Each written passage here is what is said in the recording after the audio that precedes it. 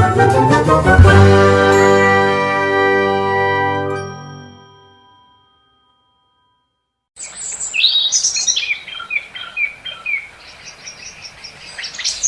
है हमारा रामपुर गांव।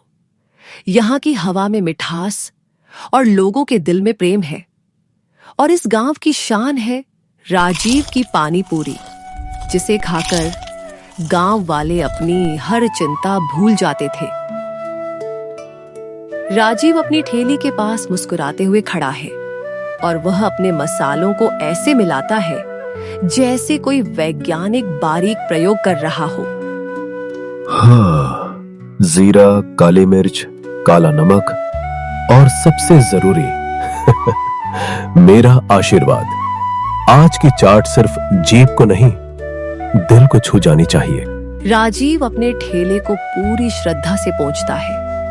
बाकी दुकानदार अभी भी अपनी साफ सफाई में लगे हैं। राजीव का काम सबसे पहले शुरू होता है और सबसे आखिर में खत्म।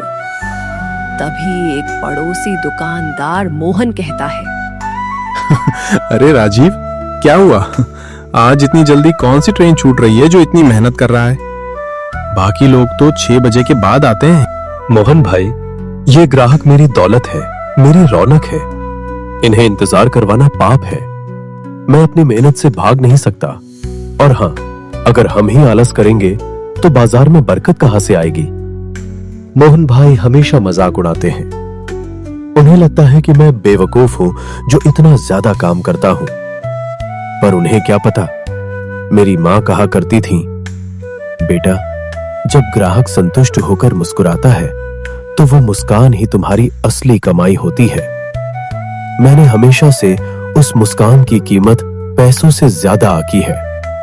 शायद इसीलिए लोग मुझे भोला कहते हैं, पर मुझे इससे कोई फर्क नहीं पड़ता। तभी बाजार में लक्ष्मी राजीव को चाय देने आती है। वह बेहद मेहनती और व्यावहारिक है, जो राजीव के सपनों को जमीन से जोड़े रखती है। लक्ष्मी चाय देते हुए कहती है, ये लीजिए जी, दरम अदरक वाली चाय। ज्यादा भीड़ होने से पहले पी लीजिए।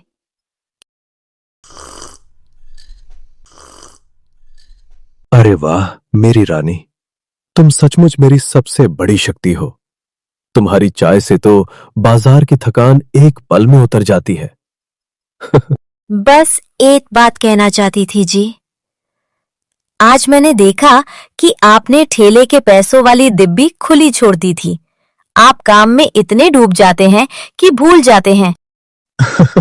अरे, तुम भी कैसी बातें करती हो?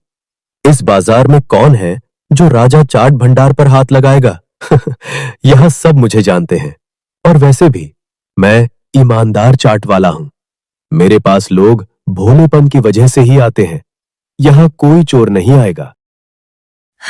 जी, दुनिया बहुत बदल गई है। ईमानदारी और भोलापन आजकल ढाल नहीं, बल्कि लोगों के लिए वार करने का मौका बन जाता है। सिर्फ मैं ही नहीं, गोपाल भाई भी कहते थे कि आपको थोड़ा सावधान रहना चाहिए। लक्ष्मी, तुम मेरी फिक्र मत करो। तुम घर जाओ और हमारी गुड़िया का ध्यान रखो। मैं संभाल लूंगा। मेरी ईमानदारी मेरी ढाल है और मेरी पत्नी का प्यार मेरी ताकत। अब जाओ। तभी ठेले पर अचानक भीड़ बढ़ जाती है। राजीव पूरी तरह व्यस्त हो जाता है। वह चाट और पानी पूरी बनाने और ग्राहकों से बात करने में लगा है।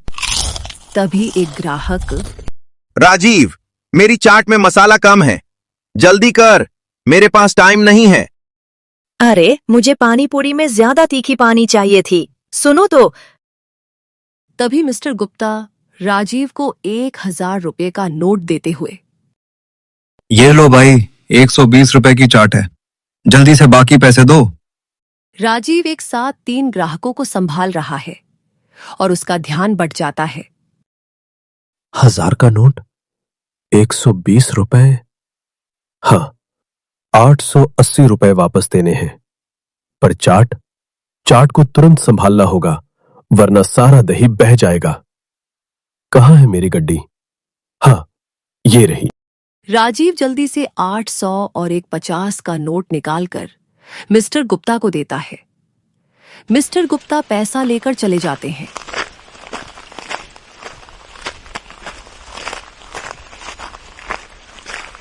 थोड़ी देर बाद कंफ्यूजन में रहता है। ओह, मैंने कितने पैसे वापस किए थे? 850 रुपए। अरे, देने तो 880 रुपए थे। शायद मैंने 30 रुपए कम दिए। नहीं नहीं, शायद मैंने गलती से 900 रुपए वापस कर दिए। मुझे याद क्यों नहीं आ रहा? अरे राजीव, क्या कर रहा है? ग्राहकों को देर हो रही है।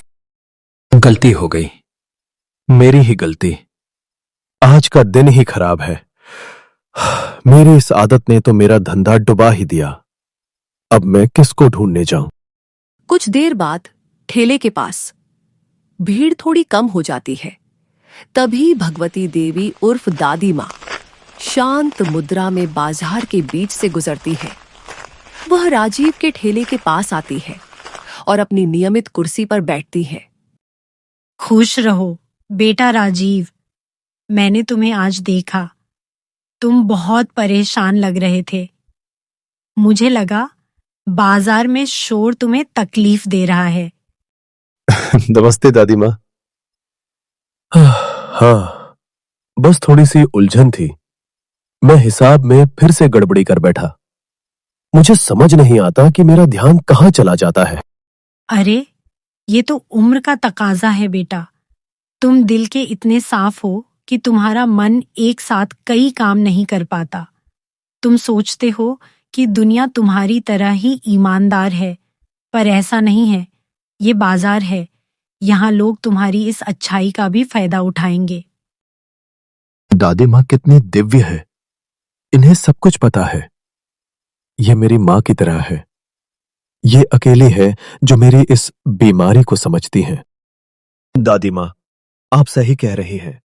मैं बहुत भोला हूं। सुनो बेटा, तुम रोज यहाँ बैठो, अपना काम करो। जब ज्यादा भीड़ हो और बड़े नोट आए तो तुम मुझे आवाज दे देना। मैं तुम्हारे हिसाब में मदद करूंगी। दादी माँ, आप मेरी मदद करेंगी? आप क्यों अपना समय बर्बाद करेंगी? समय बर्बाद नहीं बेटा, ये तो कर्म है। मैंने अपनी पूरी जिंदगी लोगों की मदद की है। मैं बूढ़ी हो चुकी हूँ, पर मेरी आंखें और मेरा दिमाग अभी भी तेज हैं। तुम मेहनत करते हो, मैं तुम्हारी मदद करूंगी। बस एक शर्त है। कैसी शर्त दादी माँ? तुम मुझ पर पूरा विश्वास रखोगे। तुम ये नहीं सोचोगे कि मैं गलत करूंगी। तुम बस अपनी चाट की क्वालिटी पर ध्यान देना, बाकी सब मुझ पर छोड़ दो। इतनी बड़ी और नेक महिला मेरे लिए इतना बड़ा बलिदान दे रही है। मुझे कितनी शर्मानी चाहिए कि मैं एक छोटे से हिसाब में उलझा रहता हूं। हाँ, आज से यही होगा। मैं इन पर आंख मूंद कर विश्वास करूंगा। राजीव भावुक हो जाता है और उनके पैर छूने की कोशिश करता है। दादी माँ, आप साक्षात देवी है। मैं आप पर आंख मूंद कर विश्वास करूंगा। अब मैं चिंता मुक्त हो गया। दादी माँ राजीव को रोकते हुए, पैर मत छुओ बेटा, बस अपनी मेहनत करते रहो।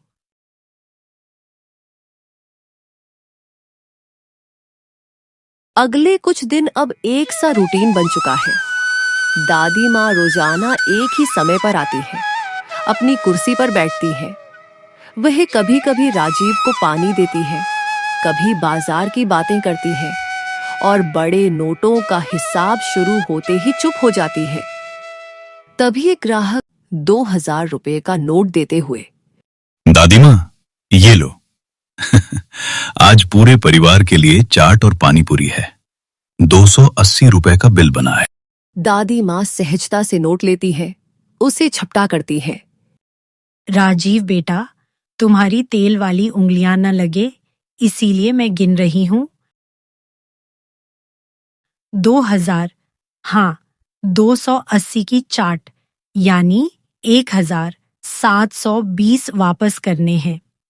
राजीव चाट और पानी पूरी बनाने में व्यस्त होते हुए, जी दादी माँ, जैसा आप कहें। दादी माँ पैसे गिनना शुरू करती हैं और बड़े आराम से 1,000 रुपये का एक नोट, 500 रुपये का एक नोट निकालती है। अब उन्हें 220 रुपये और देने हैं। वह 200 रुपये के 2 नोट और 20 रुपये का एक नोट निकालती है और राजीव को पैसे देते हुए, ये लो बेटा, 1,720 रुपये पूरे। वर्मा जी, आप चाट का मजा लीजिए। राजीव वर्मा जी को पैसे वापस करता है और वर्मा जी पैसे लेकर चले जाते हैं। लेकिन इस पूरी प्रक्रिया के दौरान एक छोटी सी गतिविधि होती है जिसे कोई नहीं पकड़ पाता। जब दादी माँ पैसे गिन रही होती है तो 100 रुपये के नोट को अपने 10 रुपये के नोट के साथ बहुत सफाई से बदल देती है, जिससे राजीव अनजान रहता है। शुक्रिया दादी माँ, आपके होने से मेरा कितना बोझ उतर गया है। दिन के अंत में ठेला बंद करने के समय राजीव मन ही मन सोचते हुए, आज पूरा दिन हिसाब एकदम सही चला, दादी माँ की वजह से। लेकिन मुझे एक अजीब सी बात याद आ रही है। आज मैंने हिसाब करते हुए 3 बार सोचा कि मैंने शायद किसी को 50 रुपए ज्यादा दे दिए। क्या मैं सचमुच इतना भुलक्कर हो गया हूं? मैं तो अपनी उम्र के साथ साथ दिमागी रूप से भी कमजोर होता जा रहा हूं। तभी दादी माँ ठेले के पास आकर, राजीव बेटा, अब जाओ, मैं तुम्हारे जाने के बाद यह कुर्सी साफ कर दूंगी। बस एक बात, आज एक ग्राहक था जिसने 500 रुपए का नोट दिया था। मुझे लगा कि तुमने उसे 20 रुपए कम वापस किए। मैं उसे रोक नहीं पाई, पर अगली बार ध्यान रखना। ओह, दादी माँ, मुझे माफ करना, ये मेरी ही गलती होगी, मेरी एकाग्रता। तभी दादी माँ कहती है, कोई बात नहीं बेटा, गलती इंसान से ही होती है, लेकिन तुम अब और ज्यादा ध्यान दो। मुझे दुख होता है जब तुम्हारे जैसे मेहनती लड़के का नुकसान होता है। दादी माँ चली जाती है। राजीव खुद को कोसता है और यह मान लेता है कि 20 रुपए कम वापस करना उसकी भूल है, न कि दादी माँ की चतुराई।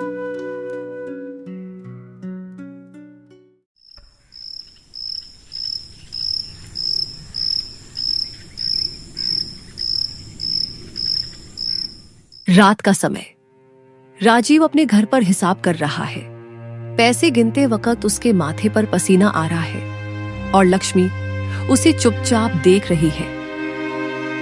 लक्ष्मी, आज की कमाई आज भी हिसाब में 450 रुपए कम है।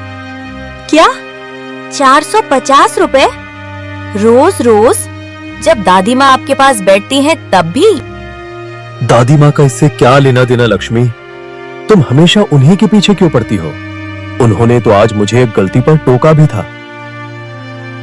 ये सब मेरी आदत है, मैं अपनी गड्डियों को सही से नहीं गिन पाता।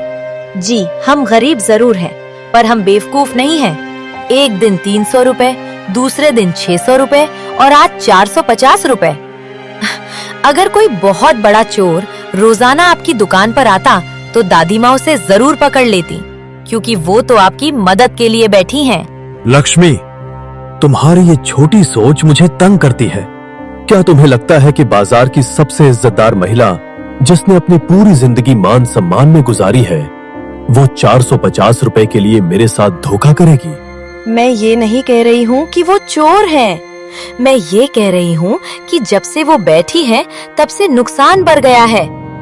हो सकता है वो गलती से कर रही हूँ, या हो सकता है कि किसी तीसरे आदमी ने उनकी मौजूदगी का फायदा उठाया हो। हम कोई जासूसी नहीं करेंगे, बस हम उनसे पूछेंगे कि ये कहाँ से हो रहा है। घर के अंदर दोनों के बीच बहस और गहरी हो जाती है। मैं उनसे कुछ नहीं पूछूंगा, ये मेरा अपमान होगा और उनका भी। तुम मेरे विश्वास को समझ ही नहीं रही हो। वो हमारी मदद कर रही हैं और तुम उन्हें शक की निगाह से देख रही हो।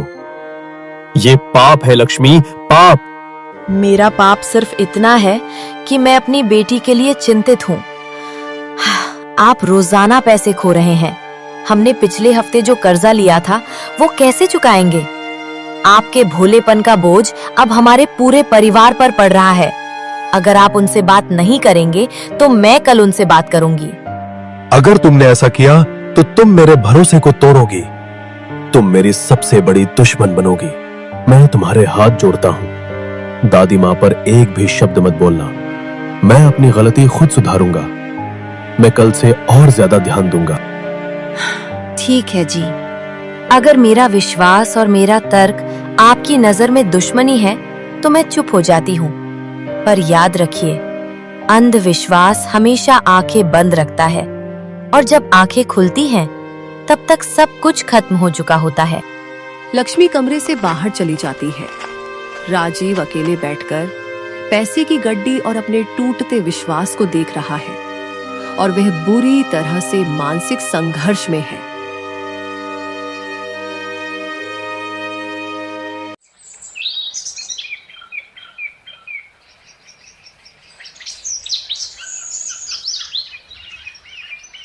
अगले दिन दोपहर के समय राजीव अपनी ठेली के पास उदास खड़ा है और काम में उसका ध्यान नहीं लग रहा। तभी दादी माँ राजीव की मानसिक स्थिति को भांप लेती है। वह जानती है कि घर में बहस हुई है। राजीव बेटा, कल रात तुम बहुत परेशान थे, है ना? जी हाँ दादी माँ, घर में कुछ पैसों को लेकर थोड़ी कहासुनी हो गई थी। मुझे पता था तुम्हारी पत्नी लक्ष्मी अच्छी है, पर वह बाजार को नहीं समझती। उसे लगता है कि ये नुकसान तुम्हारी गलती से हो रहा है। तुम मेरी बात सुनो बेटा। जी कहिए। तुम अब पैसों की गड्डी ठेले के नीचे मत रखो। मैं तुम्हारे लिए यह छोटी सी लकड़ी की संदूकची लाई हूँ। तुम सारे बड़े नोट इसमें डालो और मैं इसे अपने पास रखूंगी। जब हिसाब पूरा हो जाए तब मैं तुम्हें रात में घर आकर दूंगी या तुम इसे अपने घर ले जाना। इस तरह कोई ग्राहक तुम्हारी नजरों से बचकर पैसे नहीं चुरा पाएगा। न लक्ष्मी को गलतफहमी होगी और न तुम्हारा विश्वास टूटेगा। ये कैसी देवी है? मेरी रक्षा के लिए अपने घर से संदूकची ले आई। अगर मैं अब भी इन पर शक करूं तो मैं नरक में जाऊंगा। लक्ष्मी को सब गलतफहमी हुई है। राजीव पूरी श्रद्धा से संदूकची लेते हुए, दादी माँ, मैं इस उपकार को कभी नहीं भूलूंगा। मैं अब निश्चिंत हूँ। यह कहकर राजीव उस संदूकची को वापस दादी माँ को सौंप देता है। दादी माँ अब न केवल गिनती पर बल्कि पूरे दिन के बड़े लेन देन की पूंजी पर सीधा नियंत्रण रखती हैं। यह उनके लिए चोरी करने का और भी आसान मौका है।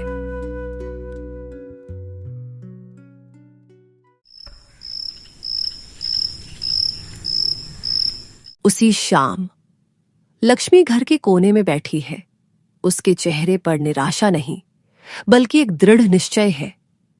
वह जानती है कि राजीव की आज्ञा के विपरीत जाने के लिए उसे अकेले काम करना होगा। राजीव जी ने मुझे मना किया है कि मैं दादी माँ पर शक ना करूं, लेकिन पति की आज्ञा से बड़ी मेरी बेटी का भविष्य है। अगर मैं चुप रही तो ये घर बर्बाद हो जाएगा। मुझे कोई ऐसा चाहिए जो मेरे पति के भोलेपन को समझता हो और मेरा साथ दे। गोपाल भाई, हाँ, उन्होंने ही पहले चेतावनी दी थी। लक्ष्मी बाहर निकलती है। बाजार से दूर एक शांत गली के कोने में लक्ष्मी किसी को दबे स्वर में पुकारती है। गोपाल भाई।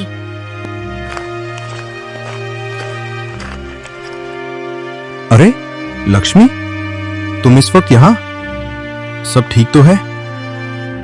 नहीं भाई, कुछ भी ठीक नहीं है। मैं आपकी चेतावनी को पहले नहीं समझ पाई, पर अब मैं जानती हूँ। राजीव जी को लग रहा है कि वो पागल हो रहे हैं, लेकिन हकीकत कुछ और है। मैंने तुम्हें तभी कहा था। मुझे दादी माँ पर शक नहीं, पूरा यकीन था। उनकी ईमानदारी एक मुखौटा है, लेकिन राजीव, वो इतना भोला है कि किसी की नहीं सुनेगा। वही तो, उन्होंने मुझे दादी माँ से बात करने से मना कर दिया है। मेरी विनती है भाई, आप मेरी मदद कीजिए। हम पुलिस को नहीं बुला सकते क्योंकि राजीव जी का दिल टूट जाएगा।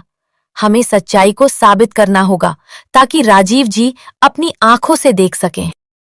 मैं तुम्हारी मदद जरूर करूंगा भाभी, लेकिन इसमें बहुत खतरा है। दादी माँ का बाजार में बहुत प्रभाव है। अगर हम नाकाम हुए तो बाजार हमें ही चोर या षड्यंत्रकारी घोषित कर देगा। हम नाकाम नहीं होंगे भाई, मेरे पास खोने के लिए कुछ नहीं बचा है। ठीक है, सुनो मेरी योजना। हम सीधे इल्जाम नहीं लगा सकते, हमें उनके अपराध को रिकॉर्ड करना होगा। तुम्हें ठेले के पास एक ऐसी जगह ढूंढनी होगी जहां एक छोटा कैमरा या फोन लगाया जा सके जो सीधे संदूकची पर फोकस करे। कैमरा कहाँ से लाऊंगी? और राजीव जी को पता चला तो? मैं एक पुराना छोटा फोन दूंगा जिसे कैमरा की तरह इस्तेमाल किया जा सकता है, लेकिन यह काम तुम्हें करना होगा क्योंकि ठेले पर तुम्हारा ही आना जाना है। तुम्हें इसे इस तरह छिपाना होगा कि किसी को शक ना हो, खासकर दादी माँ को। उनकी आंखें बहुत तेज हैं।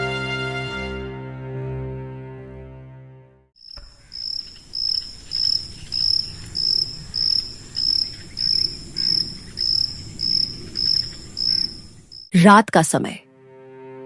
राजीव गहरी नींद में है। लक्ष्मी धीरे से उठती है। वह गोपाल द्वारा दिए गए छोटे से फोन को देखती है। उसे पता है कि यह फोन उसके पति के विश्वास को तोड़ भी सकता है और बचा भी सकता है। हे भगवान, मैं क्या करने जा रही हूँ? मैं अपने पति से झूठ बोल रही हूँ, पर ये झूठ उनके सत्य से ज्यादा मजबूत है। मुझे उनके भोलेपन की रक्षा करनी है। कल या तो मेरा पति मुझे माफ नहीं करेगा या फिर ये घर टूटते टूटते बच जाएगा। तभी वह फोन को अपनी साड़ी के कोने में छिपा लेती है और डरते हुए वापस बिस्तर पर लेट जाती है। उसके माथे पर पसीना है।